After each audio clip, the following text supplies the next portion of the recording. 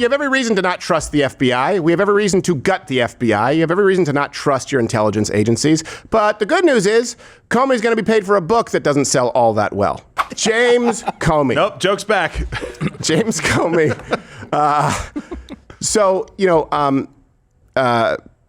All right, I don't know how to say that. James Comey, you know that he's selling another book. Do you want to know why you don't trust the FBI or your institutions? And this has been a point of discussion lately, obviously, with the Epstein files. And we're kind of in an era right now where people are trying to figure out truth. We had mainstream media for a long time. They were gatekeepers.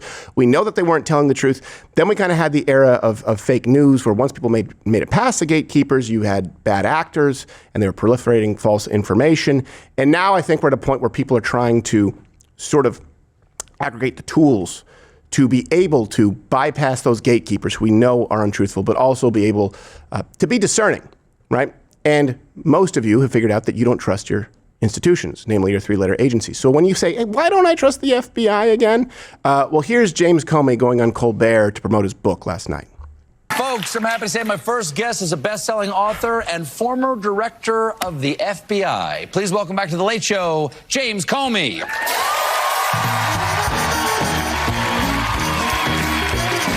This doesn't seem like a...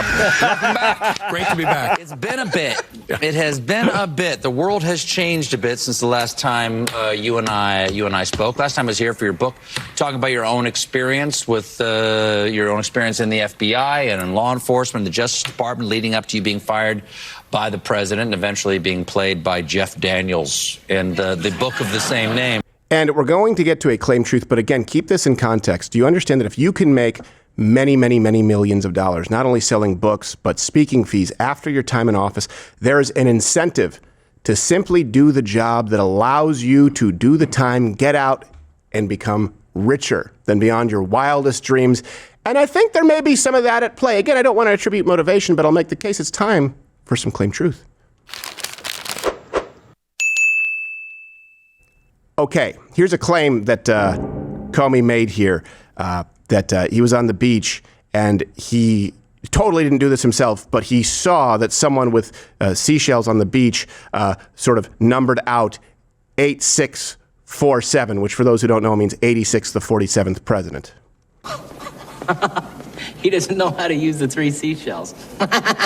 Sorry, right clip, but here's the other right one. I don't know if you do this on purpose just to get attention here, but is this Instagram? Yes. Instagram. You yeah. grammed Correct. this. You were walking down the beach. What happened? You were walking down the beach. He lied. And you saw this on the beach? Yeah, my wife and I, Patrice, were walking on the beach and saw those numbers in shells on the beach. And You didn't do this. Somebody else did this. yeah, somebody else did it. We were on a walk preparing for this week, Right. the rollout of my book. Yep. She looked at it and said, why'd someone put their address in the sand? All right. And then we 8,000 stood at it, Street. looked at it, trying to figure out what it was. And she'd long been a server in restaurants. And she said, you know what I think it is? Yeah. I think it's a reference to restaurants when you would 86 something in a restaurant. And so I said, I think it's a clever political message. And she said, you should take a picture of it. I said, sure. And then she said, you should Instagram that. And boom. Ah, so it's your wife's fault. Yeah, blame your wife, you pussy. Yeah. Well, here's the truth. And I know you'll say speculation. He's clearly full of crap. Let me tell you why. There's a 1% chance. Either he's on a very crowded beach with a lot of people, in which case someone would, of course, immediately send those shells into disarray simply through walking, right? Or he's on a very secluded beach, in which case someone would have to know that Comey and his wife would be walking said beach, go out, spend the time to place these shells, and get themselves out of view and out of earshot before they go for their leisurely stroll. There seems to be no way, logically, that this could have been found, except for, hey, what's this Instagram thing that's kind of a novelty, right? Tell me about your new book. Hey, there's I don't know if you noticed, but that screenshot that they pulled up that was pre-planned and talked about before the thing, and they tried to act like it wasn't. Mm-hmm. It had 109 likes.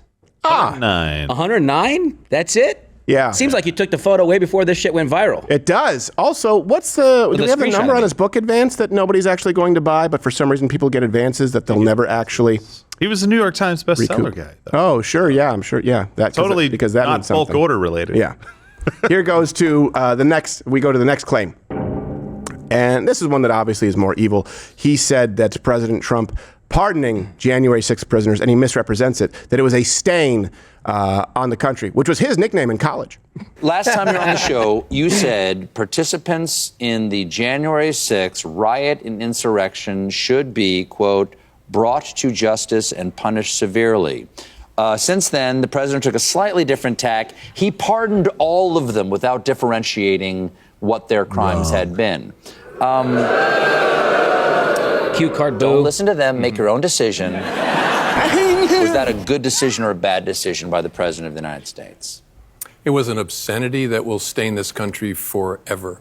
Enough about your pants. Here's the truth. No, there were some people who were not pardoned, to be clear. Yeah, I believe the number was like 14, and their sentences were commuted because they'd already served significantly more time than other people would for comparable crimes. By the way, the judge decided to dole out sentences that were worse, that was even requested, which is almost unheard of, to be clear. And the stain was not affording due process and the right to a speedy trial for people who did nothing more than trespass, and in some cases, not even do that, yet found themselves in jail. Hope I'm clear. Next, a claim. Comey says that the FBI enforcing immigration law is somehow pulling it away from solving other crimes, something? Last week, NBC News reported that FBI field offices around the country have been ordered to assign more agents to immigration enforcement. So they're still there, but they're working for the FBI, but they're basically doing ICE's job. Don't we already have agencies to do this sort of thing? And do you think that's the proper use of the FBI? Yeah, I don't get that. The FBI spends a lot of time trying to assign resources against priorities, and the top of the stack is counterterrorism, counterintelligence, and cyber. And so surely those haven't gone away, and now we can move people to immigration. If those people are being moved to border enforcement, then those other priorities that you stated are getting short shrift. Yeah, logically that would be the case. So this would be a good time to do crime, you're saying? Okay. Here's the truth. TDA and MS-13 are literal terrorist organizations. I think terrorism was at the top of the list. Yeah, I think would that fall under counterterrorism? Yeah, it would fall directly under counterterrorism. I think logically, though, it makes sense. But no, he believes that they should prioritize terrorism over all else. Remember, this is the same FBI director who under Biden went after pro-lifers, parents at school board meetings, and President Trump. No. The greatest threat to American democracy, the white suburban school moms and dads. That's right. The ones who don't want their little daughter showering with a boy. Right. They got to go. Yeah. MS-13, though, like that's them balsams. Well, just listen to Eric Garland, Stephen. Don't take my word for it. Yeah. Idiots. I don't understand how, listen, a guy like this can go out there and say that is going to be a stain on this country.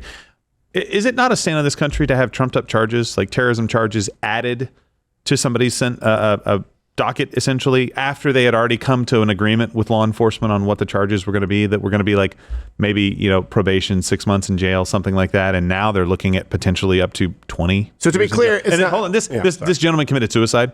Right. Because of that, because he was being railroaded into that. Is it not ridiculous to sentence Enrique Tarrio, I believe, to 22 years or so in prison? Sorry, you mispronounced real terrorist. Real terrorist. Right. Whereas MS-13... agree with a lot of what that guy says, but that, are you kidding me? 22 years? Yeah. What the hell are we even talking about here? That's the stain on America, is that we allowed the media and we allowed Democrats in Congress to trump these charges up as an actual coup or a seditious conspiracy or maybe an insurrection. That's the idiocy that we're going to have to look back on and go like, what the hell I will say this, thinking? if ever I am going to commit an insurrection, if ever I have decided to do that, I'm not saying that I will. It's highly Not an unlikely. insurrection like Chuck Schumer said, but an insurrection. Like, yes, an insurrection. Yes. If ever I plan to do that, which I don't currently plan to, I would likely bring, weapons.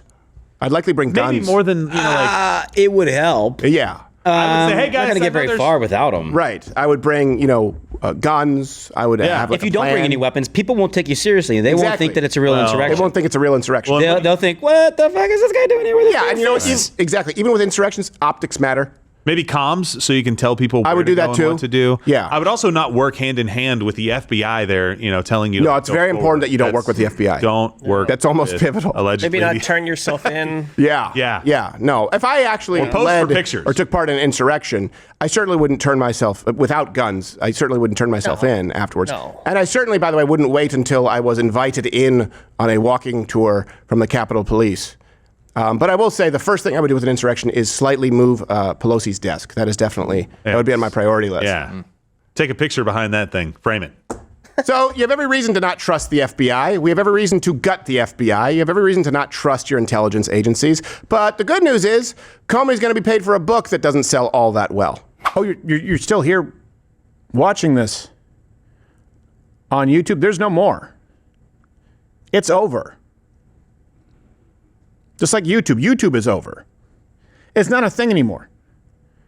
How many Seth Meyers clips do you need? Head on over to Rumble. Follow me there. Live on weekdays at 11 a.m. Eastern, where we can actually speak freely and don't have to self-censor. YouTube it's really not a thing. Like, you ever seen one of those towns that maybe was like a mining town, or maybe they made some kind of alloy? You say, hey, I wonder what they did in this town. It takes a while to find a person who can tell you what they did in that town, and even then you don't fully understand it. That's YouTube. YouTube is that town. So go to Rumble.